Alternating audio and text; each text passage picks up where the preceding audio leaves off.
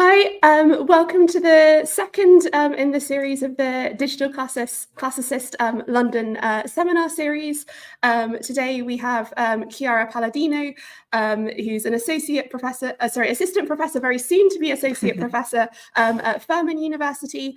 She's worked on GIS and classics for a long time and specializes in the analysis of pre-modern spatial narratives and the development of AI models for automatic analysis of ancient Greek texts. And today she's going to talk about representing ancient landscapes digitally.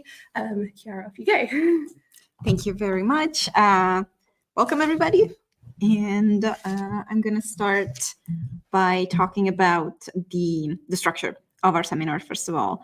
And we're just going to have a chat about the different methodologies of representing ancient landscapes digitally. So first of all, I'm going to talk about the what, or we are going to talk about the what. What do we mean when we talk about ancient landscapes or ancient places in general on the epistemological level? We're going to talk about the how, the different methods of digital representation that we have, the key concepts. I'm going to make some examples of annotation, GIS. We're going to touch upon VR and 3D representation, and then we're going to talk about the why, what these methodologies can tell us in terms of improving or confirming a certain understanding of our sources. And then hopefully we're going to talk about the conclusion. So first of all, I'm going to start like I always do by mentioning that there is a kind of an intuitive difference between the idea of landscape or the idea of navigation that modern societies have with respect to ancient societies and ancient cultures. And this all starts with the fact that when we think about ancient travel and when we think about modern travel and modern places, we sort of automatically, instinctively think about maps. And this is because maps are predominant. They are ubiquitous in our lives.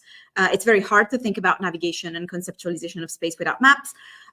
So they are essentially the predominant representational criteria for space and place today.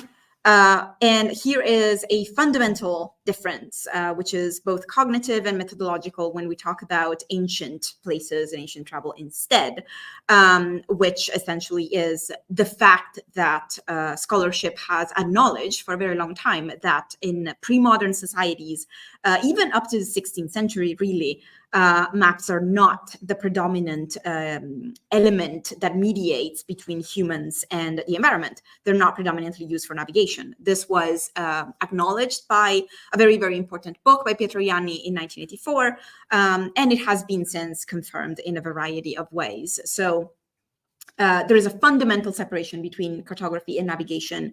Ianni talked about hodological space, this idea that the interpretation of space in pre-modern sources is essentially linear and not a bird's eye view, differently than the modern cartographic sort of Cartesian way. This can also be interpreted in terms like common sense geography, so a way of describing the world through storytelling, which can be naive or intuitive, but nevertheless, as much of a system as traditional scientific paradigms. And this is also not even particularly new. At the end of the 70s, for example, very famously, Yu Fu-Tuan stated that place as a humanistic, even just as a human concept, does not exist outside of experience. So basically, the idea is that space is a void. It's a meaningless dimension, which only becomes something that can be described. It only becomes something that makes sense, place, if you want, or landscape, through the human experience. And so the idea is that humans make sense of place as they navigate through it, as they put themselves in relationship with the environment, and they try to codify it both through navigational skills, implicit knowledge, but also ideas and concepts that can be used to make sense of that space. So the sense of place or the landscape, whatever you want to call it, becomes this result of the human experience within the environment. So something where materiality and ideas and notions and mental models all work together in a system of spatial representation. And so this is the sort of theoretical framework that we can use to think about our sources in the pre-modern world as well. And the very, very important consequence, methodologically speaking, to this is that place exists outside of the map, and that map is not even the primary means of representation of space and spatial notions. So first of all, I want to cover some of the sources that we are dealing with when we talk about ancient spatial knowledge, and just make sure that everybody has a general idea of what we're talking about. And then we're going to deal with elements of representation and why they are relevant to our discussion. And I will mostly cover sources from the Greco-Roman Mediterranean, because that's my specialty, with the understanding that, of course, we can extend this conversation to a variety of other contexts. So first of all, I want to emphasize that the vast majority of the evidence that we deal with is predominantly texts, however you want to call them. We have, of course, evidence from inscriptions, from papyri. We have certain types of textual evidence that are sort of in between, like the milestones, for example, or some Roman itineraries. But there is very, very little that is visual. So there are very little maps in either the traditional sense or the non-traditional sense of the term, one of them being, of course, the Tabula Peutingeriana, which you can see in this slide. But the vast majority of the evidence that we deal with are texts. So typically, we talk about kind of a predominant distinction, which is the one between major authors, which are, of course, a lot better known. Ptolemy, Pausanias, Strabo. I'm just putting everything pretty much in the same bucket in here. There's, of course, historiography, like the Anabasis of Xenophon or Herodotus, Thucydides, and so on.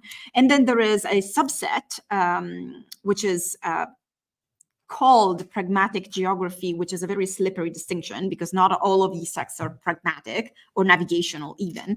And that contains, it's a big bucket that indicates a variety of different things, mostly within the structure of the periploi or the itineraria. So the periploi or peripli are basically lists of places along the coastal line, describing essentially a coastal navigation of certain specific areas, predominantly in the Mediterranean, but not exclusively. And then their Roman counterpart, so to speak, the itineraria, which are lists of stations and distances along the Roman routes. Many of these works tend to be limited. So some of them are specifically about, for instance, the Mediterranean. Some of them are about the Red Sea. Some of them are about specific areas of the Mediterranean. And others are intended to be a little bit more comprehensive. So, for example, some of the perhaps better known ones are the Anonymous Periplus of the Red Sea, which is a travel diary, in fact, that is attributed to perhaps a merchant. And it's one of the more pragmatic texts. It has also a very specific audience, pretty much people from the same socioeconomic background.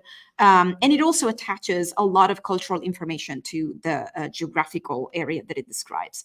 Another one that is very contested, the Periplus attributed to the general Skylax of Carianda, which is in fact not so much a periplographic work, but rather a literary work with some periplographic information. And then perhaps the most pragmatic of all, the Studiasmus of the Great Sea, which is considered to be an ancestor of the more traditional medieval Portulans. And I'm going to come back to this in a second. So perhaps as it is clear from what I said just right now, these sources have a lot of limitations and a lot of problems, which mostly come from the very difficult transmission that originates them. A lot of these more pragmatic texts are under false attributions. Some of them are anonymous. Some of them are very unclear in the genesis of the work and in the purpose. The goal of the author, the narrator is unreliable. It's also very unclear whether they come, to what extent they come from actual pragmatic navigational knowledge and to what extent they're literary compilations. So there are a lot of problems with those texts. Nevertheless, as I just said, this evidence is pretty much everything that we have. The textual evidence is by far the predominant source on, well, first of all, places, of course, toponyms, but in general, on any sort of category or description about them. So directions, distances, but also the sort of more conceptual spatial information, like the place type, the color, the shape, the characteristics, everything. So these are the sources that can help us recover some information about the ways in which these communities constructed the relationship with the landscape and how they expressed it linguistically or through navigation. So just to make sure that everybody has a general idea of what these sources look like, I'm going to make an example, a very, very easy one, from the Studiasmos of the Great Sea. This is a portulum. So the structure is relatively linear, and this is a sea route on the island of Crete. Again, relatively easy and with a very structured kind of spatial information. So some of the things that we can see here are very easy to understand. We have, for example, place names, toponyms. We got Kassos, Samonion of Crete. We got Crete again. We got a sanctuary of Athena, and this is a kind of a different problem. We got Hierapidna, Chrysia, Bienos, and so on and so forth. And this is essentially what we start from whenever we try to analyze a text with some sort of geographical component. The first thing that we go to is places, or rather place names, which is a different thing than places. But there are other things, of course. There are, for example, the different place types that are associated to places to sort of better describe them, to classify them in a given typology. So Samonion, for example, is a promontory. Hierapidna is a polis, a city. Chrysia is an island. Then there are some of these words that are actually used to express very specific entities that can be named. For example, the sea here is presumably a sea that can be named. So it's not just a classification. Then there is directional language. So you can probably see very easily from this slide that we have kind of two different types of relationships here. One is distances, of course, which in ancient sources can be expressed in many different ways, predominantly with distances with specific space units, so the states, for example, or time units, so a day of navigation, a day in the journey, and so on. Then there are indications of orientation. So some of them are pretty much using a fixed frame of reference. So for example, the Samonion, the promontory, is stretching far to the north, or they can be relative. So they can be using local types of relationships, like an island called Oxaea lies beside Lebena, presumably. Then there is environmental descriptions. One of the things that are very, very relevant when you travel across the landscape is to know the types of resources that a specific place has. And so it's probably no surprise that we have this kind of information here. So the Sanctuary of Athena has a small anchorage, water. Other things have disappeared, which is kind of an interesting sentence to me. There's an anchorage, there is water, we want to know if there's a harbor, and so on and so forth. So there is a lot here that is happening. And then, of course, there is the physical reality, however you want to imagine it, however you want to describe it. So what I want to emphasize here is that these documents have a lot of different layers of information. These are systems of knowledge where there are so many different aspects that interact with one another in order to make sense of reality or of the ground truth, if you want. So there are spatial relations, distances, orientation, units of measurement, what have you. There is the language. There are the specific expressive morphosyntactic constructs that are used to express directions, orientation, relationships across entities, naming conventions and toponyms, and so on and so forth. There is the cultural knowledge. So all of the ideas, all of the artifacts associated to places which reflect some sort of shared spatial perception. For example, island, insularity, or periphery or boundary, and so on. There is also the extra information that is attached to places, like stories, mythology, facts, that help make that landscape memorable and more easily transmissible.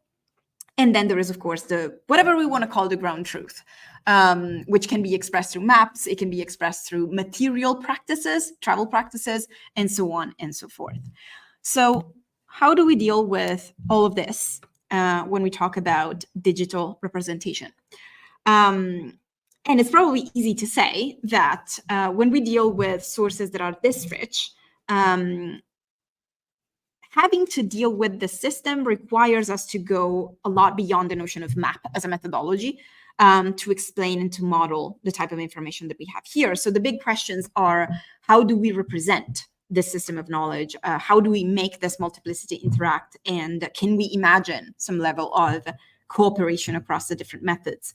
And these are big questions, essentially because when we talk about digital humanities and spatial humanities in particular, we are very dependent on a notion of the spatial humanities that was established essentially in the 2010s, that marked a very strong association between modern means of cartography, modern geographical investigation with humanistic inquiry, humanistic research. The spatial humanities as a field are generated from this sort of widespread application of geospatial technologies to respond to specific humanistic questions. But of course, for this very reason, they have been criticized because they are considered to be less equipped to address, complexity, fragmentarity, and perception of human relationship with the landscape. And this is particularly when it comes to analyzing evidence from the past or from non-Western knowledge. So non-modern, non-Western with modern and Western methodologies and means. So what I want to do in the next few minutes, maybe the next 30 minutes, is to talk about a couple of examples that at the same time try to come from the sort of methodologies established in the spatial humanities and try to go beyond that to see what we can gather from these ways of analyzing the sources and what are the limitations and what are the challenges. So the first one that I'm going to cover is the annotation of ancient spatial references and ancient geographical entities from our sources. Again, we talk about textual sources. And so what this means is we deal predominantly with things that can be annotated, things that can be expressed in some kind of structural ways. And so, of course, annotation is, for the very few people that presumably don't know, is a method to collect unstructured information in the digital world. We have different types of annotation. We can do morphological annotation, of course. We can do annotation of the semantic role. We can do entity linking, and I'm going to go back to that. Semantic annotation, which is essentially a method to add some sort of additional interpretation to the data being tagged. And in general, it is a complex process, depending on the types of things that you want to annotate. And it requires some kind of high-level formalization of the evidence. It requires a data model, an abstraction of what we have there, which has to be continuously tested against the evidence. So it continuously puts our premises to the test. Annotation in the sense of semantic annotation also makes a lot of use of gazetteers. So for example, in linked open data settings, one of the predominant ways of performing semantic annotation of places is to connect them with stable identifiers as they are stored in authoritative lists or gazetteers in our case, which essentially store information about ancient places through unambiguous systems of identification that support the disambiguation and the access to that entity in the digital space. And so through the identification of that place and the association of that place with a gazetteer, we can also access a variety of other information, like the coordinates, of course, but also the different attestations, the different toponymies under which that place is attested, chronological indication, connections with other places, and bibliography, photographs, and so on and so forth. So it tends to be quite important to be able to access all of that information, even though, of course, it's not always possible. So one case that I want to talk a little bit about is the case of pseudoskylax, which I mentioned a second ago. And pseudoskylax is interesting to me for a number of reasons, primarily because it's a very, very difficult text. It is a periplus. So the structure is the succession of places along the coastline. predominantly Mediterranean. And the problem with the periplus of pseudo-Skylax is that there is a lot of unclarity about what the text is, what it is supposed to do. We do not know who the author was. We do know one thing, and it's that it was not Skylax of Carianda, who was a general who lived in the 5th century BCE. But we don't know a lot of other things. We don't know what the genesis of the work is. We don't know what the purpose was. It's also very unclear whether the work is kind of a literary expansion of what was previously a concrete navigational instruction, or whether it was just a literary compilation to begin with. It's also unclear why it was written. There are people who say that it's a stratification of something that maybe Skylax wrote originally. There are people who even say that it was a product of Athenian propaganda. So there's a lot of theories around that. Recent scholarship has emphasized that there is actually a stronger relationship with concrete navigational instructions than what we previously hypothesized. So they emphasize the fact that there are very few absolute directions, which is something that we find in periploi a lot. Distances are also encoded in a very standard way. There are similarities, especially in the language, the specific sort of prepositional constructs, the landmarks used, and so on, that bring the periplus much more closer to concrete navigational instructions like the portolans than what we previously thought.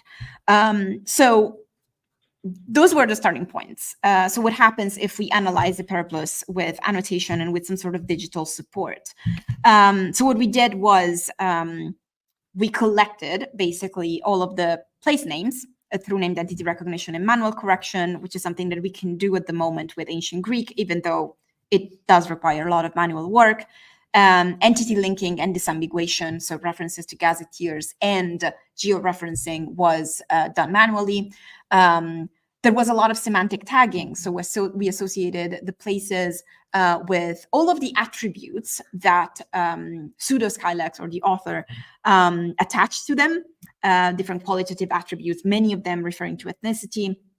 We did syntax analysis automatically, and then with some corrections. And then, of course, we tried to represent everything with a series of thematic maps.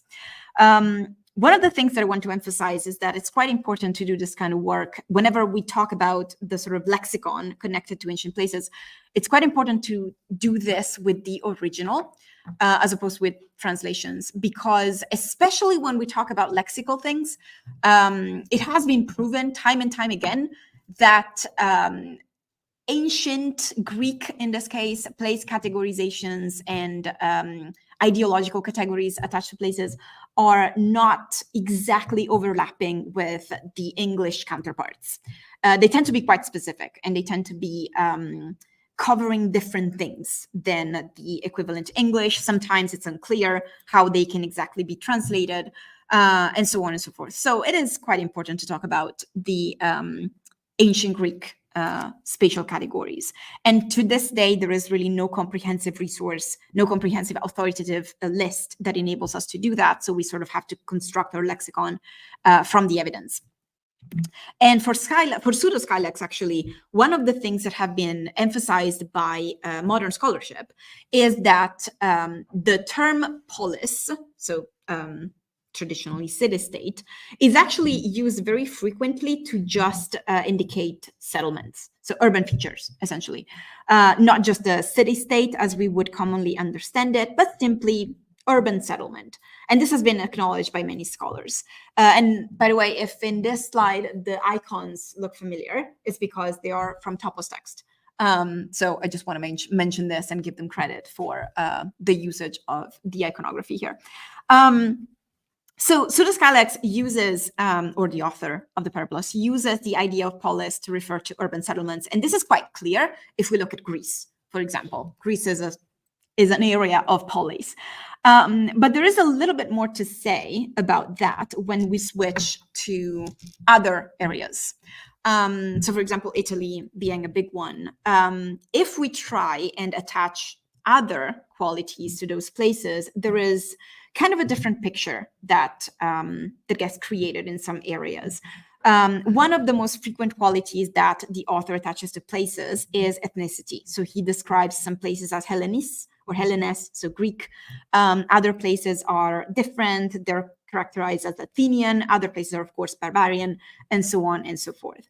So when we move on to specific areas, and this is particularly true for Italy, because Italy is, of course, an area of Greek colonization, kind of a different picture appears. We can see quite clearly that all of the urban settlements, so all of the Greek areas, have a very, very specific association. So on the one hand, there is the polis, the urban settlement, and on the other hand, there is a qualitative attribute, which is Greek. So all the Greeks live in urban settlements. Everybody else, which in Sicily, for example, is the populations who live inland, are not urban settlements. They're described as ethnoi, so the nation, the people who occupy the territory, and of course, they are also qualitatively described as barbarians. So there is quite kind of an overlap, a conceptual overlap here. The Greeks live in urban centers, the non-Greeks do not. And the author also goes out of his way to sort of establish this connection between polis and Greeks, ethnos and something else, when he uses a different terminology to describe non-Greek populations. He uses ethnos, but he also uses glossa, which technically is the language, to describe the populations who live in the Apennine region, for example. So there is a kind of a cultural vision of the world in here, which is kind of interesting. And then, of course, there is a language of spatial orientation, which is also kind of interesting outside of the map. As I said, there is a certain amount of scholarship that mentions the fact that pseudo-Skylax tends to use kind of a specific morphosyntactic set of constructs to describe space. And this was done by traditional scholarship. Of course, there are several articles about this. And so if we want to talk about this problem on a computational perspective, what we can do very easily, and what I tried to do in a kind of an experiment, was to count. So for example, adpositional constructs are very, very important in the description of places. And we can be reasonably sure that they are important in periploi because they are obviously the predominant linguistic constructs in periploi, because they are essentially directional. And so what I did was basically I took all of them and I counted. And I came up with, this sort of percentages around the 10 most used prepositional constructs in pseudo-Skylax. And this is what you see. We've got a considerable amount of n, so in, and then we've got some other things which are not entirely unpredictable. So we got apo, 21%, ace, so from, to, again, definitely not unpredictable. But the problem is that pseudo-Skylax actually doesn't overlap with any periplus.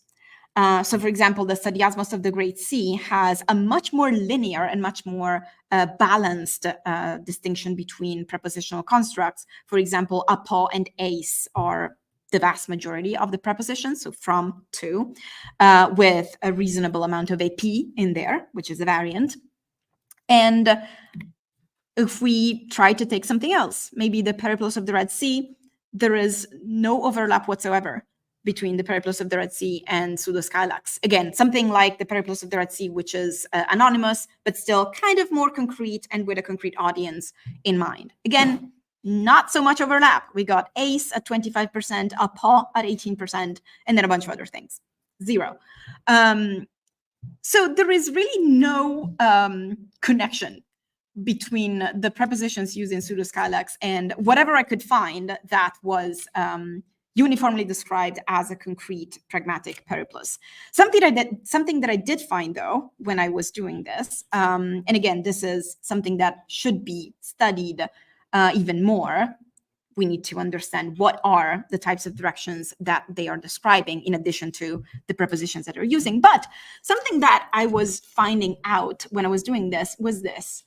There is no overlap between pseudo-Skylax and any of the periploi that I analyzed, but there is a very uncanny similarity in the prepositions that are used between the periplus of the Red Sea, the travel diary of our merchant, and another periplus, the periplus of the Euxine Sea, which is another anonymous work. And they are incredibly similar to the point where we cannot think about a coincidence. The proportions are almost identical, and the top 10 prepositions that they use are exactly the same.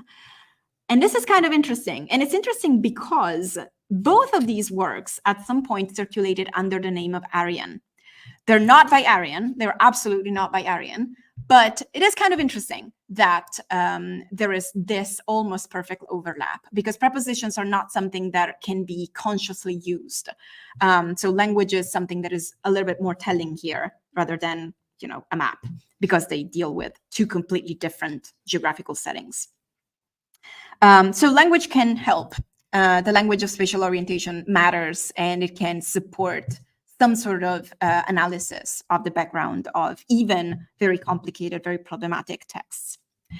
Another example that I want to make has a lot more to deal with mapping, and what can happen if we apply some GIS methods to our sources, if they can help us or if they cannot.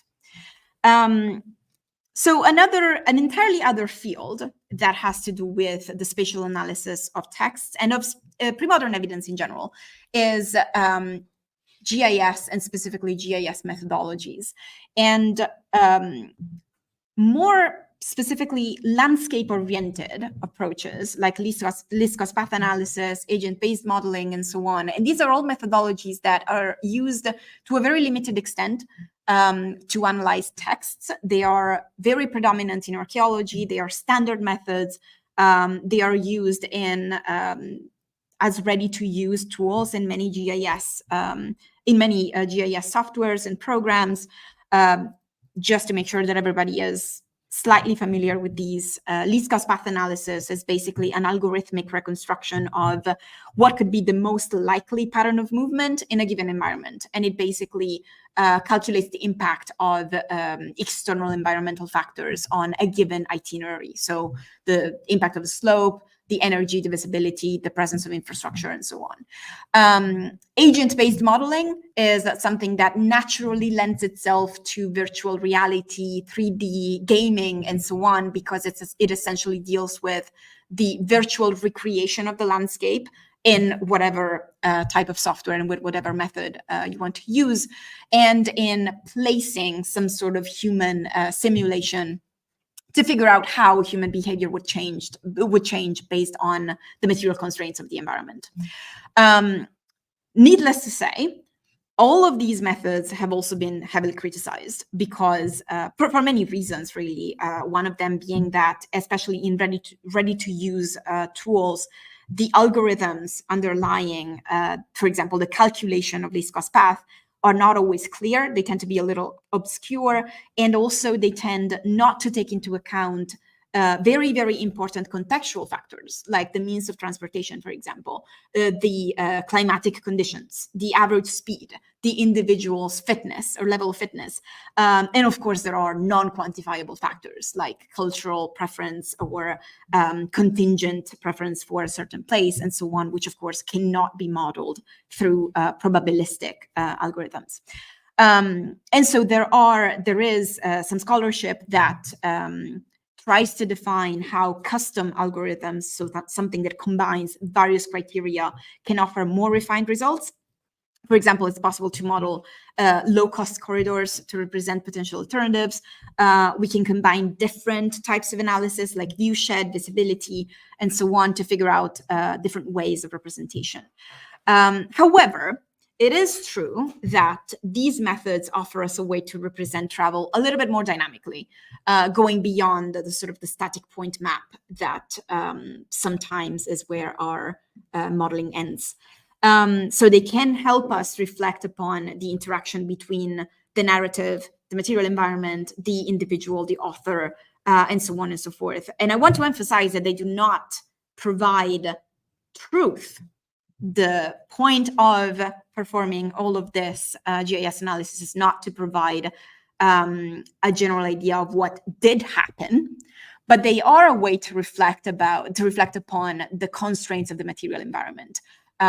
What could have possibly happened? Where is it that the narrative can work within the constraints of the environment? Where is it that it does not work against with our predominant models, and so on and so forth? So they can help us think about our sources more dynamically beyond the static point map. So one of the projects that I want to mention in this field is a project by one of my students, actually, which is still ongoing, and it's called Tracking the 10,000s. Which basically tries to reconstruct the journey of the 10,000, the group of Greek mercenaries who accompanied the rebellious Cyrus the Younger, Prince of Persia, in his failed revolt against the brother for the rulership of the empire in 401 BCE. And this is all narrated by Xenophon in the 5th century in the Anabasis. And we try to use GIS methods, a combination of GIS methods, to model specifically what Xenophon says about the travel. Which, of course, we absolutely know is not, it's not objective. Let's put it this way. Xenophon's narrative is deeply subjective, and it can be deeply flawed.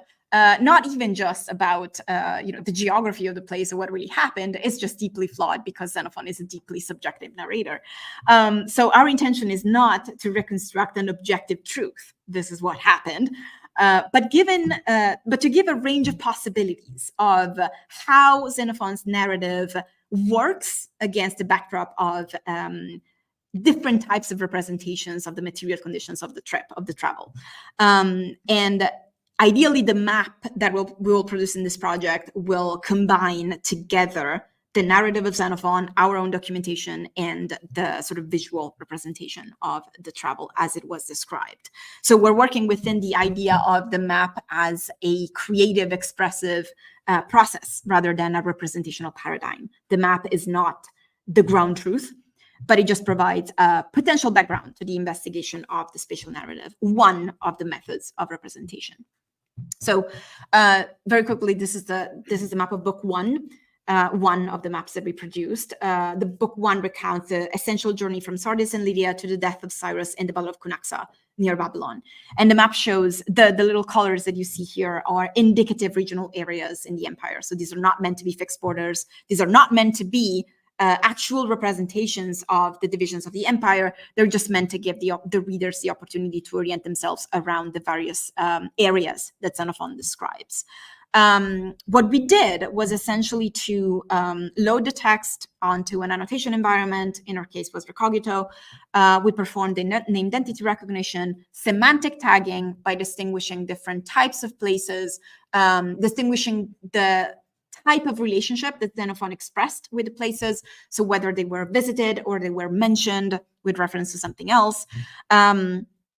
Then we extracted everything. We worked with that on ArcGIS in our case, and we tried to figure out the most likely route with a combination of different kinds of GIS methodologies, primarily least cost path analysis, combined with viewshed analysis and a few other things that supported the location of uncertain places, or even just an orientative idea of where those places could be.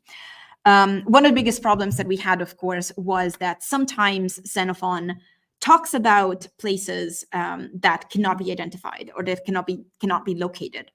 So in these cases, what we did was either to find a potential path, the most plausible locations, or if we just could not possibly locate any option, any even the most likely place, we try to calculate the radius, taking the terrain into account, taking visibility into account. And so sometimes we were able to narrow it down to a reasonable radius. Sometimes the area range where the places were unlocated was just crazy high. Sometimes Xenophon gives a completely crazy measurement, a completely crazy distance, and that just doesn't work with our representation. So the big radius that you see here is the distance given by Xenophon from Corsote to Pili, which is 90 parasangs. which even in a kind of a working case scenario is an impossibly long distance. And this makes the two locations very difficult to locate, even in relationship with Xenophon's narrative. So this led to a simulation of a very winding path, still in the proximity of Babylon, but there is a lot that is left to hypothesis. So, and again, these are the big problems that we have when we deal with GIS methods. There is a lot of underspecification. The narrator is notoriously unreliable. And there are also things that we cannot potentially take into account. So sometimes the very environment and the characteristics of the environment that he describes are, maybe they have changed, or we cannot possibly reconstruct what the reality looked like during that particular travel. One of the things that we have a lot of problems with is water crossings. Xenophon isn't very clear when it comes to mentioning or not mentioning when rivers are being passed or not. And so we sort of have to work within the realm of possibilities there. What we do to make this a little bit more acceptable is to integrate every single piece of the narrative, every single step that we hypothesize with our documentation.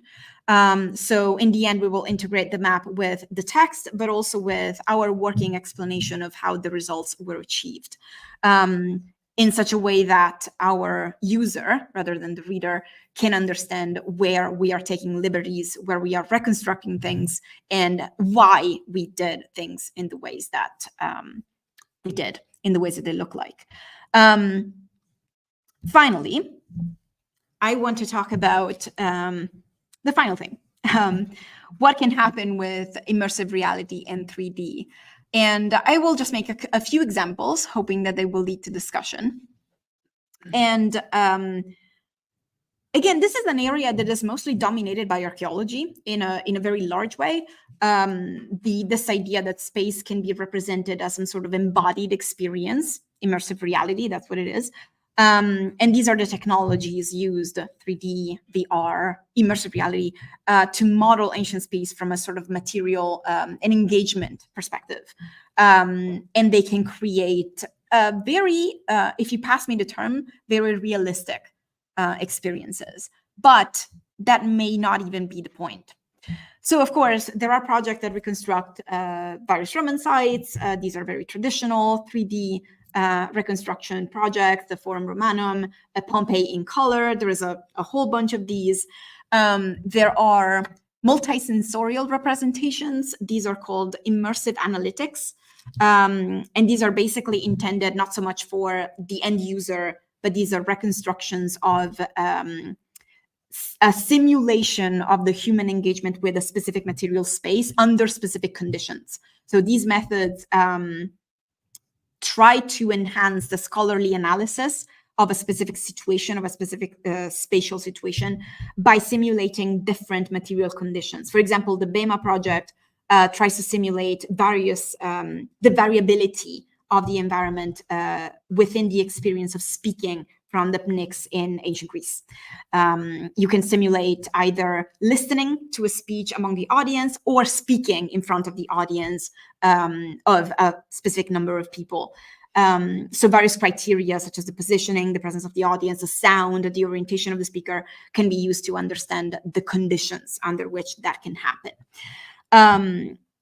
Similar things are immersive reality, specific immersive reality kind of experiences. So in 2021, for example, Color and Eve proposed a very powerful combination of augmented reality technologies and sensory input, and they tried to reconstruct what it would be like to travel by sea to Mount Cassius, which is a very important site across the Mediterranean. It was very, very important in Hittite, in ancient Greek culture, in Mesopotamian culture in general. It's a site of celestial battles. It's documented in Greek and Mesopotamian creation myths.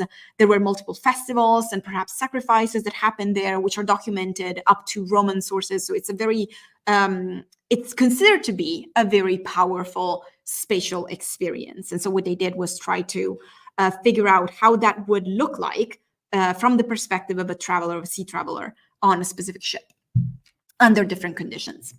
Then there are other types of usage of immersive reality, which have more to do with the concrete dimension of visiting remaining archaeological sites. So, for example, Mused is an organization that creates virtual tours that integrate virtual reality, 3D models, animations. They even do live explorations on Zoom, guiding the the viewers, through major monuments. So they do a bunch of things, trying to reconstruct the experience, not of navigating an ancient site as an ancient person, but of visiting an ancient site today.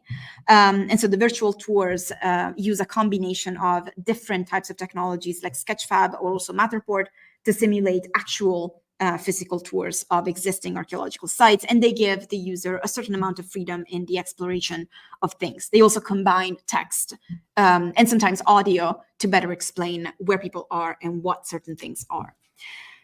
Of course, archaeogaming is another potential avenue for all of this. And I have to say, of course, gaming software that is used to sort of recreate spatial experiences is more frequently used in certain settings, in education especially, because it has a lower technological barrier. It is cheaper to use and it requires less technological gear. It's also not particularly concerned with verisimilitude. So the intent of representing some sort of material engagement with a site or reconstructing a site in using some kind of gaming platform, for example, Second Life or The Sims, which you can see right here, is not so much to provide a simulation of reality, which of course is not necessarily easy to do with these gaming platforms, but to sort of simulate behavioral patterns, how a site or how the material constraints of the environment can have an impact on how people move, how people interact with their spaces in everyday scenarios. So, of course, the purpose is not to have an accurate reproduction of some site for however visually attractive these reproductions may be, but to have some sort of level of engagement with the materiality of the environment. And also gaming engines tend to allow for conflicting interpretation. So you can have multiple users, you can have multiple avatars, and they can have different levels of experience, different levels of interaction, or even reconstruction of the specific environment in this case. So some of the things that you see here, there's a very, very famous project, Virtual Château that used Second Life to reproduce what the interaction of people with the everyday spaces could look like.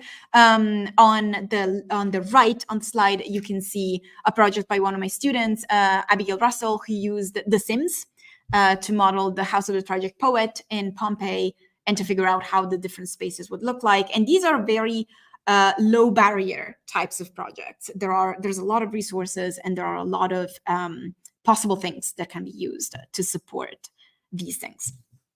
Another very famous one, actually maybe not very famous, but definitely worth looking at, is the Gaming with the Gods platform that was created a while ago.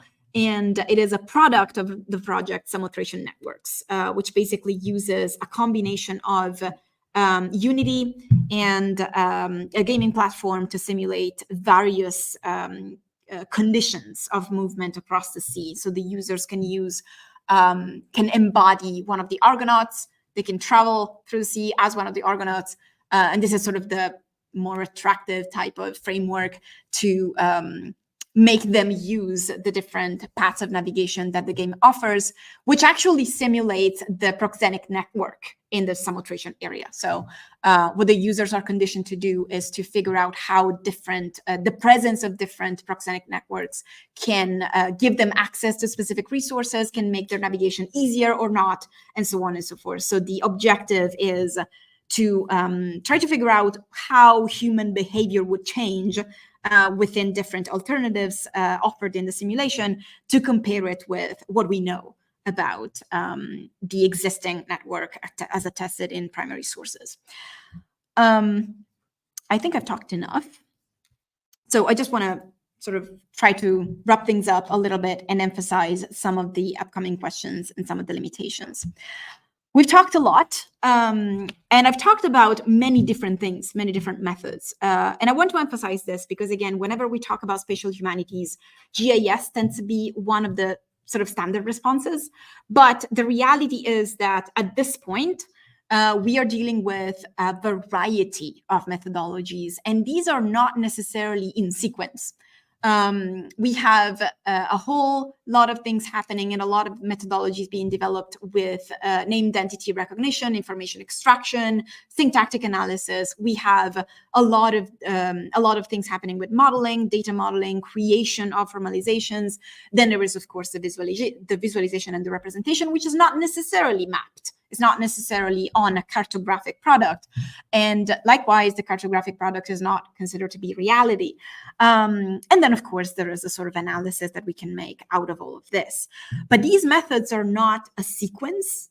They can be a sequence, but they're not necessarily. They are multiple complementary ways of investigating ancient places. And like every modeling effort, they have limits. They can suggest things, they can, blur the boundary between the documentary evidence and the reconstructed information. They can use obscure algorithms that are more and more difficult to control. These are very, very important questions that we need to ask ourselves. So whenever we try to, reproduce what we think is the experience of the landscape, there is a very important problem, which is whose experience are we reconstructing? Whose knowledge are we trying to represent? Whatever it is with, immersive technology, cartography, or even data collection, data annotation, and so on. Whenever we try to apply some sort of interpretation that comes from a different epistemology, this is a very, very important question, because sometimes it is very easy to fall into an approach that is too phenomenological, with the assumption that experiencing place through embodiment can reveal insights into the spatial cognition of a completely different society. That is not a given. It shouldn't be taken for granted. It can be a completely different experience. Also, any sort of representation that is visual tends to have tends to fall in the danger of being too realistic sometimes. And this is a problem in itself, because sometimes we have to blur, again, the boundaries between what is attested in the evidence and our choices in the reconstruction of what is missing. Then there is a problem of the non-quantifiable evidence that is implicit. So implicit navigational structures, or the spiritual, cosmological, even just cultural and circumstantial aspects that are involved in the process of moving around the environment and conceptualizing the environment. And sometimes these are not things that our sources talk about explicitly. Actually, many times they're not talked about. There are spatial structures that may be just even non-logical and non-linear. We started talking about hodological space as something that is perfectly sequential. Narrative is not sequential.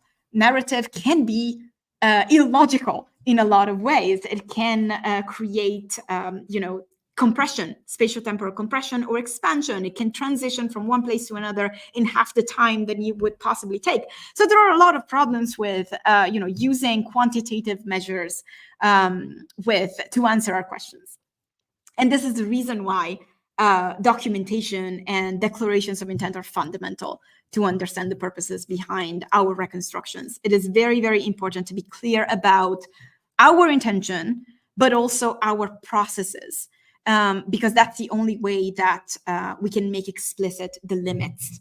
And also, because every single modeling effort has a limit and it implies some sort of loss of evidence, some sort of loss of material, it is also very important to integrate different levels of reconstruction and different levels of methodology, and sometimes even different levels of evidence. We don't reconstruct spatial knowledge from one source. We reconstruct spatial knowledge from an integration of different methods and an integration of different materials. Nonetheless, even just, the material landscape and the material environment that all of these sources describe. So just to conclude very, very quickly, digital representation is important, but there are multiple ways to digitally represent ancient landscapes. And some of them are also very labor intensive. This is one element for discussion later. Documentation is key. Documentation can also be very labor intensive. And also this is a continuously recursive process. As we move forward and we try to come to a higher level of abstraction, a higher level of modeling, we still have to test it against the reality of our sources. So there is no one representational approach. There are multiple ones, and this is the only way to move forward, to integrate our different levels of analysis and to consider an interaction at many different levels. Thank you very much.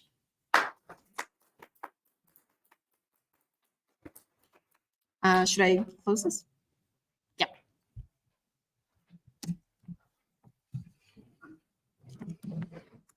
Great, thank you very much, Chiara, for a brilliant talk, making spatial humanities more than just GIS, which is really great. So have we got questions in the room to start off? Or so we've got some questions online. No questions in the chat yet, but please, if you are watching online and you do have questions, type them in the chat. We can even display them on the feed as well as read them out. Okay, any questions here in the room, or shall I start? I think Chair has the priority. Great. So, I was thinking when you were showing all the different reconstructions and the sort of virtual reality versions of the places, and obviously you're showing ones in sort of these online games a bit like Sims and Second Life and things like that. And I was thinking about how, you know, when you're playing on The Sims or you're using these sort of virtual reality things, you're obviously not always interacting in the same way that you would in real life. And that's not just sort of the ridiculous things that you can do on these games like The Sims, right? But if you're exploring these places virtually, you might not be doing that in the same sort of way that you might be exploring a place in real life. And, you know, you can't, unless you've sort of simulated all of the factors that might affect how someone interacts with the space, like, for example, weather and climate. You know, those are things that might make a very big difference to how people interact with a space. But if they're not represented in your simulation, obviously you can't really take that into account. You know, so how do you think we can deal with this question of, you know, people dealing with virtual spaces differently to real spaces? Wow. Okay. Starting out strong. Okay. So let me say one thing. Let me start with one thing, which is important. There's also a kind of an external contextual problem with the level of sophistication of the recreation that you make. Of course, there are scholarly projects which can take into account a potentially larger variety of factors in the integration with the environment, and there are small projects which are also sometimes very dependent on available resources, available libraries, which is a completely different thing. And of course, you can't necessarily deal with all of them. One thing is to be realistic in a way, trying to figure out the best way to use what you can use and to pick, so to speak, the right dimension, the right spaces. So, for example, it is a whole lot more difficult to model something that happens in an external sort of environment, like natural landscape, natural environment, as opposed to something that happens inside, where there is a more limited number of factors that can, at least with some of these libraries, some of these software that you can model. So one of the things that you can do is to pick something that is easier to control in a way. And then the other thing is to be really clear about what is it that you exactly want to do, right? So do you want to model all possible scenarios? Or do you want to model the experience of one specific individual? Or are you interested in, I don't know, understanding specifically how you can lay out the furniture of a specific room, for example? All of these questions are imply different dimensions, but they're very important to ask at the beginning, right? They can change in the process, of course, but it's important to figure out what is it that you exactly want to know, right? This is what I always tell my students. What is it that you want to know? Yeah, definitely important to think about that from the start. Fantastic. So questions in the room or online? And there's a mic here. Questions? Are there any? No questions in the chat yet, but please do write in the chat if you do have questions. Yeah, Gabby? So I have probably a very simple question, just a question of clarification. When you showed your example fairly early on in this of the relative percentages of various prepositional use in these different types of text, and you showed that the I think it was the pseudo-skylax you were looking at didn't have any similarity based on those prepositional usage to the periploi. And I wondered what, I mean, maybe literally just a clarification, what was the sort of the hypothesis of what would have made it look like a periplus? Because the periploi didn't, apart from that very clear case of those two which, you know, were separated at birth, they otherwise didn't look a lot like each other either. So what would have been an interesting result? Yeah. So actually, let me say something about the sort of internal similarity across the periploi. They do show a certain level of similarity. So the study Osmos has a little bit of similarity with, or a little bit of compatibility, let me say this differently, with the more pragmatic periploi. It is not complete overlap as it happens with the pseudo-Arrhenian periploi, but they do seem compatible in the type of information that they have, even though, again, there are differences, which we know very well and which are contextual. But so there is a certain level of compatibility across those sources. So pseudo-skylax is completely different. And again, this is not necessarily something that we can explain as a conscious choice, because unless somebody proves otherwise, the prepositional constructs are, for space especially, are kind of a linguistic product. But the usage of specific types of constructs can tell you something about the sort of predominant sense of direction or sense of location, or the function even. So for example, in pseudo-skylax, there is a very strong predominance of the preposition in. And if you think about it, it's a little weird in the sense of a periplus, because a periplus is supposed to, you know, describe movement around. And so again, the study Osmos, like from to,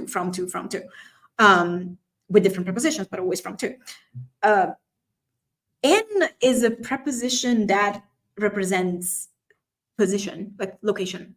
So it's a little bit interesting to think about it in those terms. And we can make a few hypotheses about why that happens, which of course we shouldn't be making at this point because it's very much in progress. But the sort of scholarly argument with pseudo-skylax was that if we think about, again, the sort of sense of direction that he represents, the sort of language, the spatial categories that he uses, this is sort of this more or less a scholarly consensus. Those things are things that we also find in periploi. So the periploi also have, you know, very frequent relative frames of reference when we talk about direction. The periploi use, you know, nessos and polis and so on and so forth, different terminology for harbors and so on. But those things are fairly common.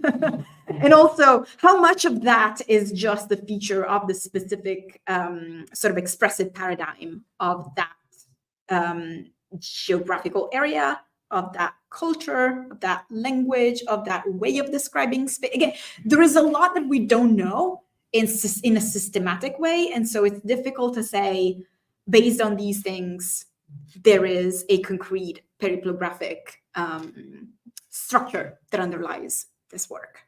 And I don't want to say that there isn't, but the prepositions tell a different story. That's all. So prepositions they're obviously more unconscious, as you say, and linguistic than, you know, nouns and verbs and the strong sort of meaning-bearing words. But there may be a little bit more meaning-bearing than the sort of usual stop word list of articles and conjunctions, because I guess if he's using in or at a lot more than he's using to and from, he's talking about the places more than he's talking about the journeys between them, and that is meaning bearing in a sense, even though the words themselves are. Yeah, rather than meaning, I would say function. Right? It expresses the functionality about spatial description that tell us something about. They can be explained by the function of the text, rather than just by it's a different author who has different unconscious language use. But okay, absolutely. Thank you. I think it's really useful. Question here? Follow-up that's related, and I'm not a classicist, so this may be incredibly obvious. Could you talk a little bit more about the first comparison text? Because the two parallel, my question sort of eventually is it genre that might be exercising this influence more than authorship, which I think Jack is also saying, which is something that stylometric studies have often brought out. But I don't know enough about the first comparison text to ask the question. So if you could. So the question is to further expand on the reason why there is a comparison between the periplus of pseudoskylax and the more pragmatic form of periploi, and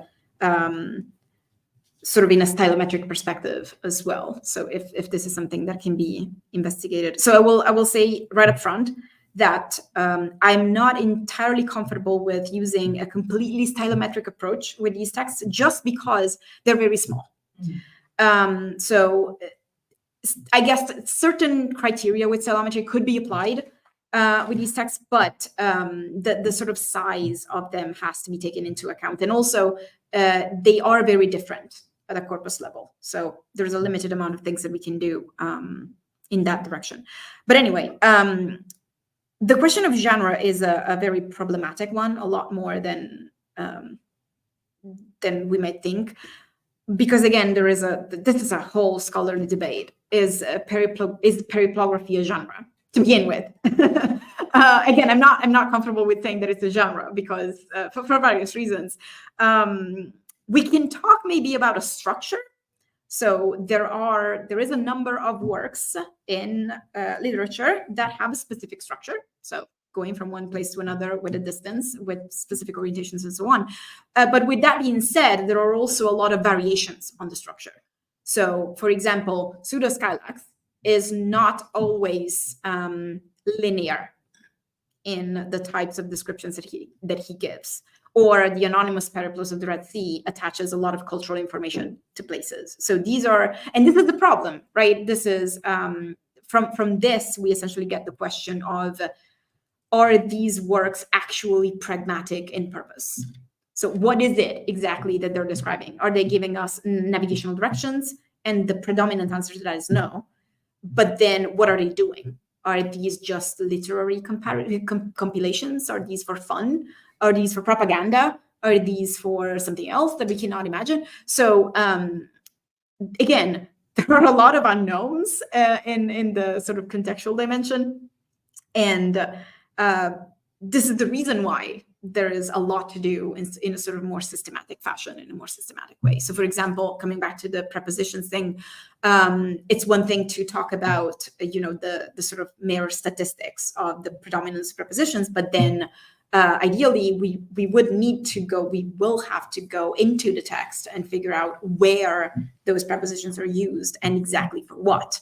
So we need that sort of that functionality of the prepositions to be made explicit before we can make a claim about why the situation looks in a certain way. That makes sense. I hope that I've sort of answered the question. Great. Further questions in the room? None online so far. Further questions from the audience here before I take the opportunity to ask them all? Okay, no more questions in the room. So then, one thing that you mentioned at the very end was the idea that doing this sort of work can sometimes be very labor intensive. So Yeah, what are your thoughts on that? Obviously, things that are, involve more direct interaction with the landscapes that you're trying to model are, much more labor intensive than things using other sorts of data, using various types of photography and things like that. But there might be sort of other issues with that as well. Endless.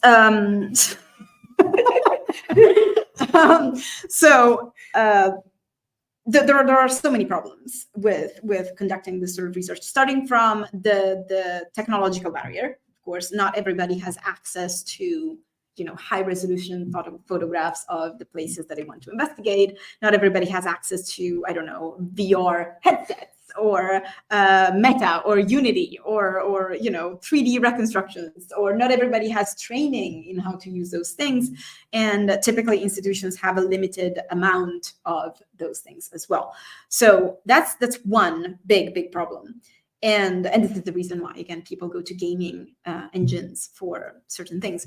Then there's the more material, more specific problem of labor, because all of the things that I said in my conclusion were around the sort of general idea of, working more. Because documentation, well, yes, of course, fantastic documentation, but you need somebody to write it. You need somebody to keep it as you progress with the project.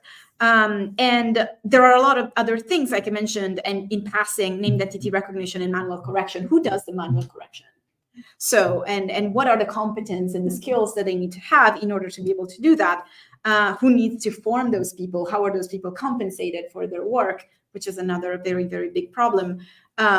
So there is a lot of still partly invisible labor that goes into these projects. And the more we rely on methods of automatic processing, whether it is artificial intelligence or whatnot, the more actually there is work happening beforehand that involves dataset design, data collection, validation, correction, evaluation of models, and calculation of annotator agreement and guidelines, and all of that, which is different work than what we did before, but still a lot, and still extremely specialistic.